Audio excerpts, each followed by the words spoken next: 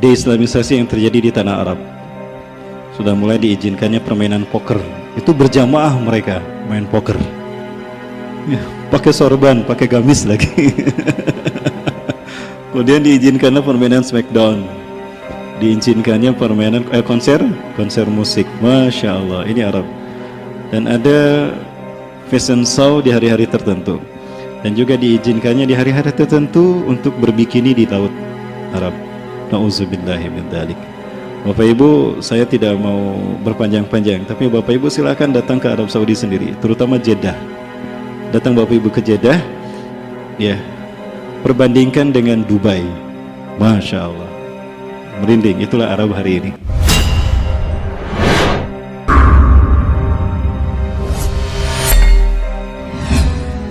Ini membuktikan apa yang disabdakan Rasulullah SAW. La ilaha illallah wa idunil arabi min syarrin qad iktaraba. Tidak ada Tuhan selain Allah.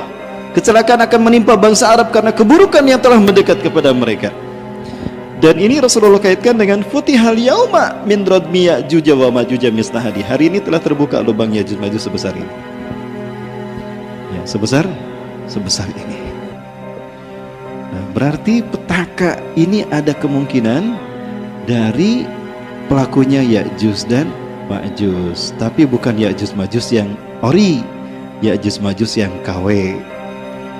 Ya, karena ada dua Ya'juj Ma'juj, bahkan ada tiga kalau begitu. Pertama Ya'juj Ma'juj di zaman Zulkarnain, di zamannya Nabi Musa alaihissalam, yang membentenginya ketika berada di tanda petik Cina menurut kami. Kemudian ada Ya'juj Ma'juj yang terkait dengan petaka yang menimpa bangsa Arab, dan Ya'juj Ma'juj yang nanti akan keluar di zaman Nabi Isa turun, di saat Nabi Isa turun. Jadi ada tiga Ya'juj Ma'juj. Tapi Ya'juj Ma'juj yang asli cuma dua, yang dulu dan yang nanti zaman Nabi Isa. Adapun yang menimpakan petaka pada bangsa Arab, ada Ya'juj Ma'juj keturunan yang pertama kali. Karena Ya'juj Ma'juj yang pertama menurut Syekh Hamdi bin Hamzah Abu Ziyad dari Saudi Arabia, itu adalah keturunan dari Yafis bin Nuh. Nabi Nuh punya anak laki-laki yang terbesar Yafis. Yafis punya keturunan bernama Maguk. Maguk bin Yafis inilah yang melahirkan keturunan yang bangsanya dinamakan bangsa Ya'juj dan Ma'juj. Mereka yang dulu dikurung oleh Zulkarnain dalam cerita surat Al-Kahfi.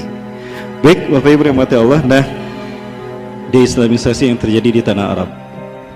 Sudah mulai diizinkannya permainan poker. Itu berjamaah mereka main poker. Ya, pakai sorban, pakai gamis lagi. Kemudian diizinkannya permainan smackdown. Diizinkannya permainan konser musik. Masya Allah, ini Arab. Dan ada fashion show di hari-hari tertentu. Dan juga diizinkannya di hari-hari tertentu untuk berbikini di laut Arab. Nauzubillahi min dzalik.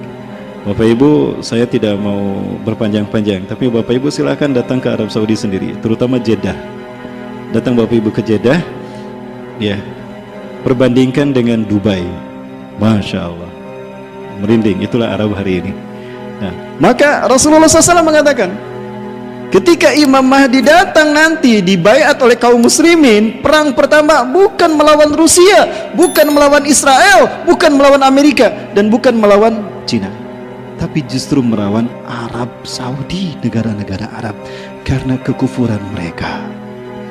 Artinya di saat Imam Mahdi muncul, Arab dipimpin oleh raja-raja yang munafik. Jadi perangnya saya urutkan ya para muslimin. Berdasarkan hadis ini, ketika Al-Mahdi muncul, perang pertama akan melawan Jazirah Arab. Innakum satagzuna jaziratal Arab wa yaftahu Allah. Sungguh kalian akan memerangi Jazirah Arab dan Allah akan memenangkannya untuk kalian. Termasuk memerangi bukan USA ya, tapi KSA. Yang kedua, summa tagzunal farash wa yaftahu Allah. Lalu kalian akan memerangi Persia dan Allah akan memenangkannya untukmu. Persia artinya apa? Iran. Yang ketiga, summa tagzuna Rum wa yaftahu Allah. Lalu kalian akan memerangi Rum. Rasulullah juga menyebutkan Rum ini adalah Bani Asfar. Bani Asfar, keturunan orang bule. Asfar itu bule. Artinya ini adalah Eropa. Summa tagzuna Dajjal. Lalu kalian akan berperang melawan Dajjal. Kalian akan berperang melawan Dajjal wa yaftahu Allah, dan Allah akan memenangkannya untuk kalian. Dan berperang melawan Dajjal artinya berperang melawan 70.000 pasukannya dari lembah Isfahan, Iran. Dan Rasulullah menyebut mereka adalah Yahudi. Baru setelah itu umat Islam akan berperang melawan Ya'juj dan Ma'juj. Ini urutan perangnya. Setelah itu tidak ada lagi perang. Nah, Bapak Ibu rahmati Allah, saya bagi dua peperangan ini. Peperangan ini saya bagi dua. Yang inilah yang saya lihat, inilah yang disebut dengan Armageddon. Sementara inilah yang saya pahami sebagai Malhamah Kubro. Walaupun sebetulnya ini juga bisa disebut Malhamah Kubro, namun di dalam Malhamah Kubro itu ada Armageddon. Kenapa saya bedakan? Karena di sini teknologi masih digunakan. Karena perang Malhamatul Kubro ketika Dajjal ada, teknologi sudah tidak ada. Makanya di situ Dajjal memperlihatkan sihirnya. Dajjal tidak akan memperlihatkan sihirnya kalau teknologi masih ada. Ngapain? Justru pada saat ini kan selama ini manusia bergantung pada teknologi, betul? Manusia sangat butuh dengan teknologi. Maka ketika teknologi habis, mati gaya tuh yang namanya manusia akhir zaman. Kamu nggak punya kuota mah? Benar-benar mati gaya. Begitu teh? Mati gaya ya Kang ya. Nah, maka Dajjal muncul dengan kemampuan sihirnya yang membuat manusia kemudian bergantung kepada Dajjal. Ya. Nah, itulah puncak Malhamatul Kubra.